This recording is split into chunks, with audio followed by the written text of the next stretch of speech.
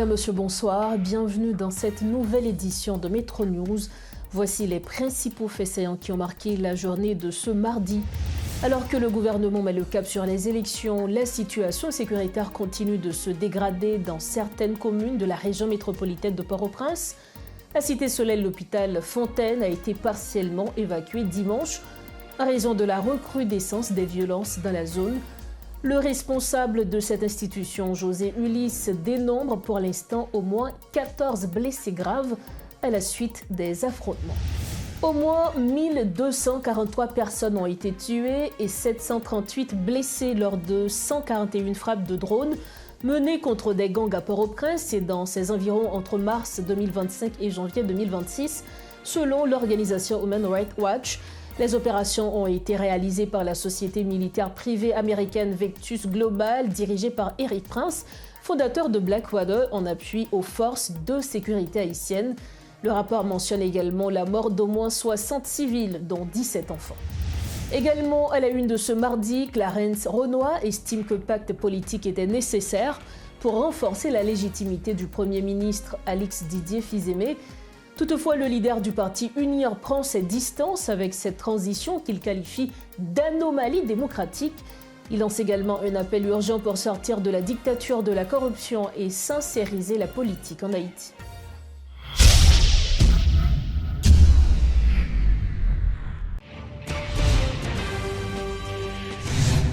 Bienvenue au développement des titres de l'actualité. Alors que le gouvernement met le cap sur les élections, la situation sécuritaire continue de se dégrader dans certaines communes de la capitale.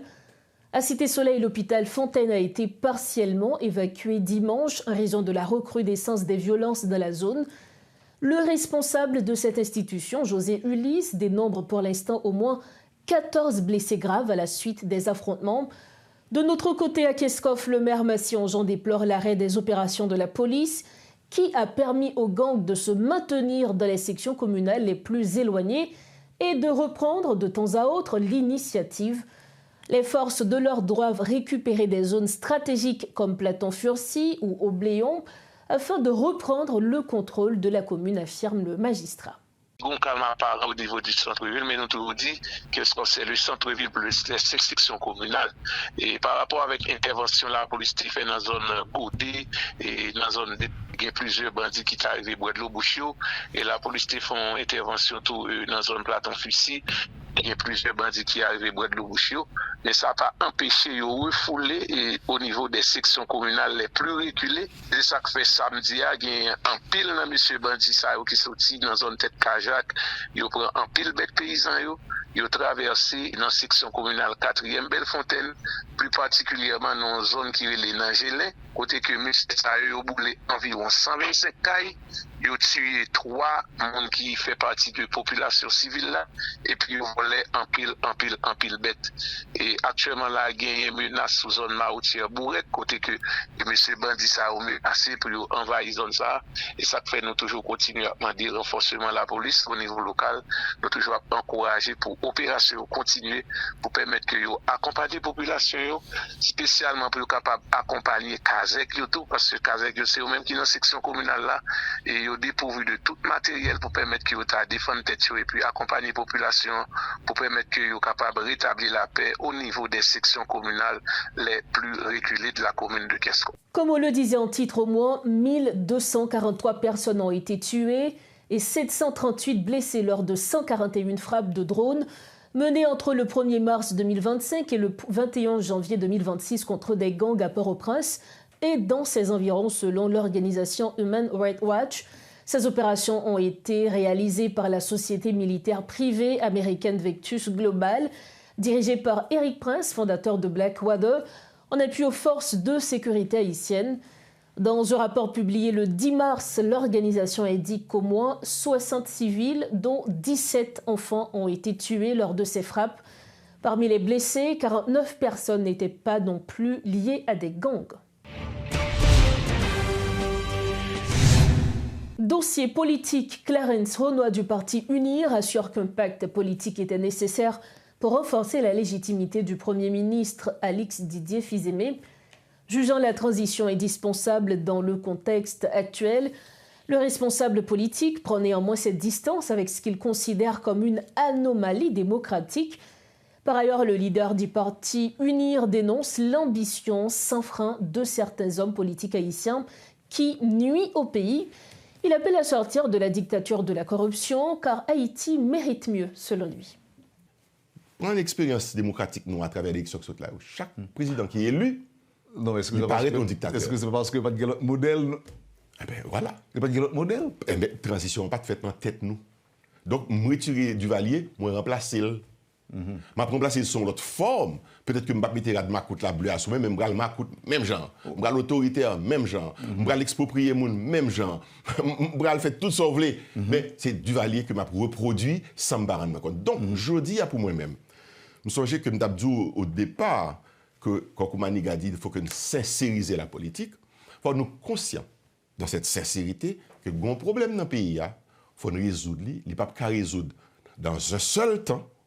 C'est sur le moyen terme que le cas résoudre et il faut le résoudre avec des bonnes volontés dont alternance, tant qu'on dit tout à l'heure, politique.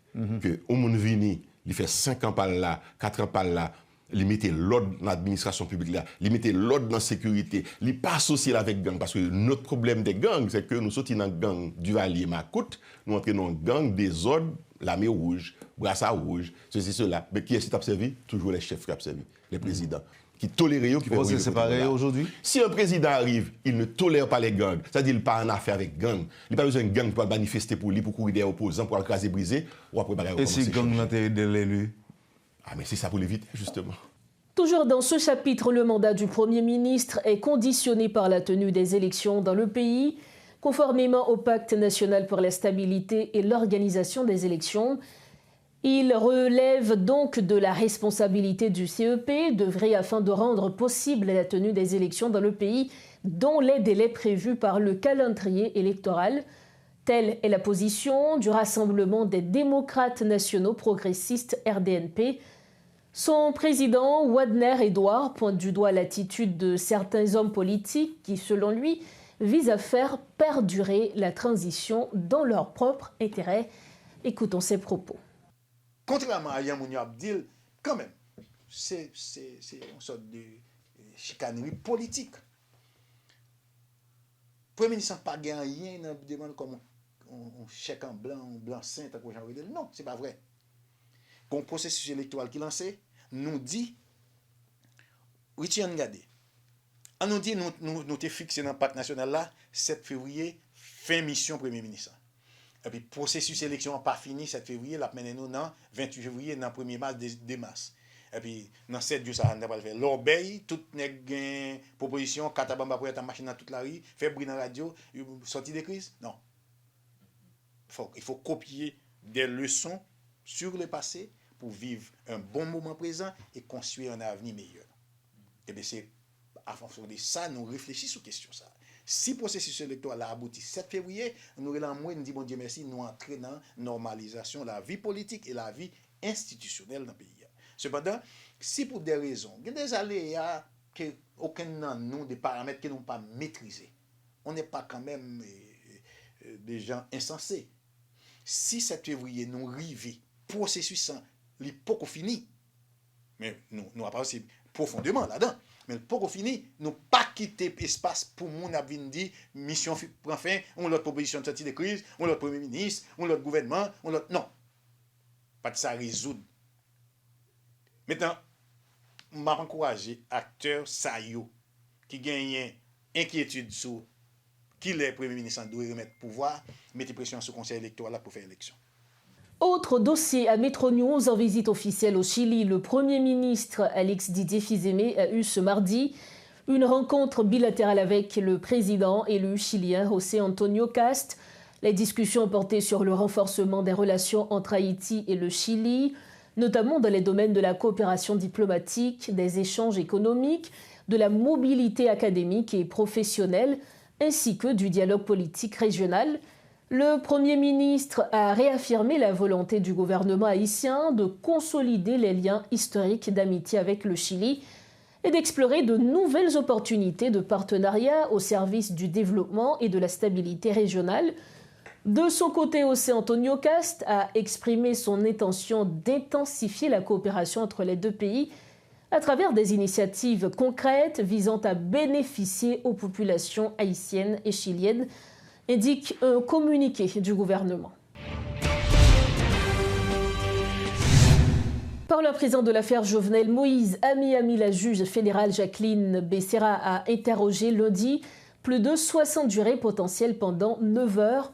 Au final, un jury de 12 personnes, composé de 8 femmes et de 4 hommes, a été sélectionné. Il ne comprend toutefois qu'un seul juré d'origine haïtienne.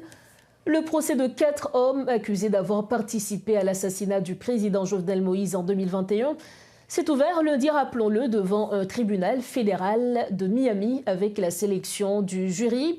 5 autres personnes ont déjà été condamnées à la prison à vie dans le cadre de ce dossier. L'autorité aéroportuaire nationale a présenté ce mardi 2 nouveaux véhicules spécialisés dans la lutte contre les incendies.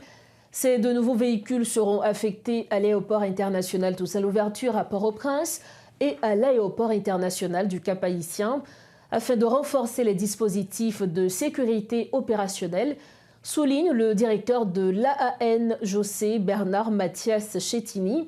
Cette initiative s'inscrit dans le cadre des travaux de modernisation des infrastructures portuaires et aéroportuaires, conformément à la vision du gouvernement, souligne pour sa part le ministre des Travaux publics, Transports et Communications, Joseph Almat Pierre-Louis. C'est un compte-rendu signé Riti Fortuné. Les véhicules seront affectés à l'aéroport international Toussaint Louverture à Port-au-Prince et à l'aéroport international du Cap-Haïtien afin de renforcer les dispositifs de sécurité opérationnelle. Cette initiative s'inscrit dans un programme global de modernisation des services de sécurité incendie, conformément aux normes internationales en matière de sûreté et de sécurité aéroportuaire. José Bernard Mathias Chettini vient tout juste d'être nommé directeur général de l'AAN. Je remercie également nos partenaires ainsi que l'ensemble du personnel de l'AAN, en particulier la direction des opérations et les sapeurs-pompiers du CPIS pour leurs engagements et leur professionnalisme. Je remercie.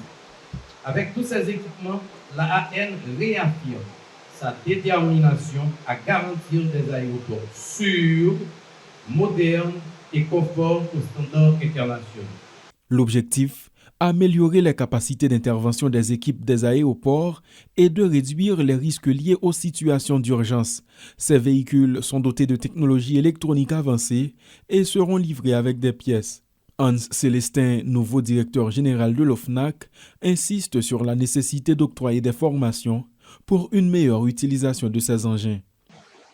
Donc aujourd'hui, ceci est un grand pas.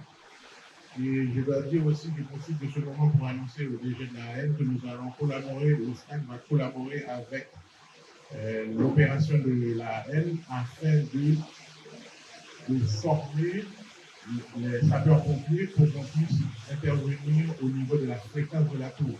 Tout ceci entre dans le cadre de la volonté d'une modernisation des infrastructures portuaires et aéroportuaires, souligne le ministre des Travaux publics, Transports et Communications, Joseph Almat Pierre-Louis, qui annonce la poursuite des travaux. La mise en service officielle de ces camions d'incendie et de sauvetage destinés à l'aéroport international Toussaint Louverture de Port-au-Prince et à l'aéroport international du Cap-Haïtien n'est pas un acte anodin.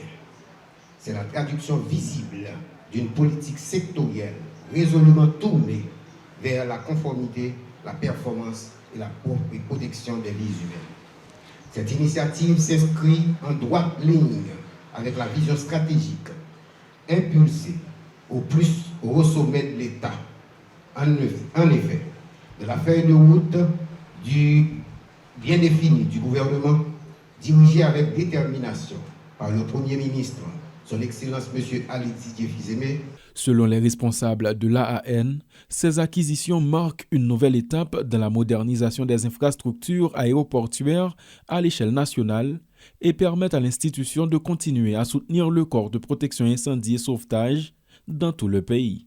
Pour refermer la page nationale de Métro News, le ministère des Travaux publics a procédé ce mardi à la pose de la première pierre en vue de la réhabilitation du tronçon de route reliant Carrefour Ita à Carrefour Clercine.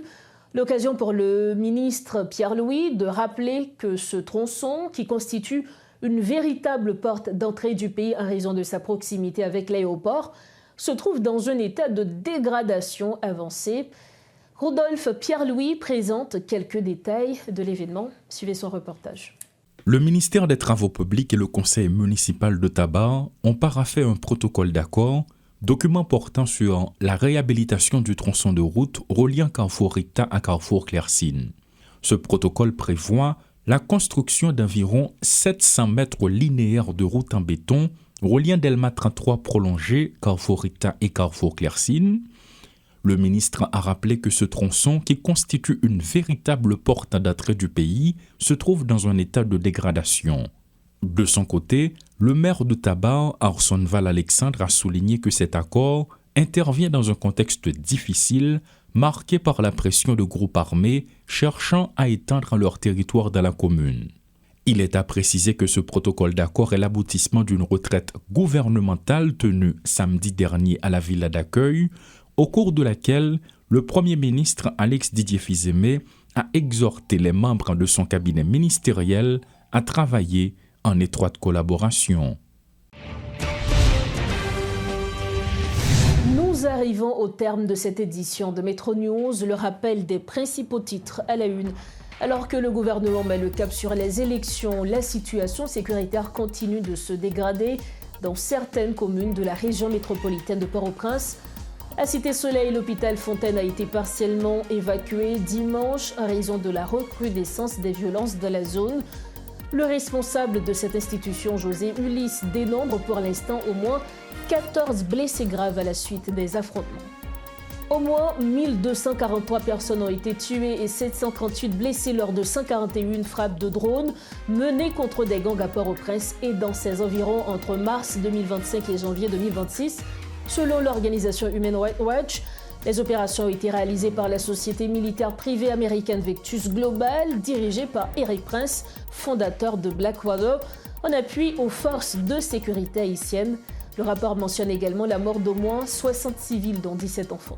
Et puis Clarence Renoir estime que le pacte politique était nécessaire pour renforcer la légitimité du Premier ministre Alex Didier Fils-Aimé. Toutefois, le leader du parti Unir prend ses distances avec cette transition qu'il qualifie d'anomalie démocratique. Il lance également un appel urgent pour sortir de la dictature de la corruption et sincériser la politique en Haïti. Voilà ce qui referme cette édition de Métro News. Merci de votre fidélité. Merci surtout pour la confiance que vous nous accordez. On se retrouve demain soir, toujours sur Télémétropole. Prenez soin de vous. Bonsoir.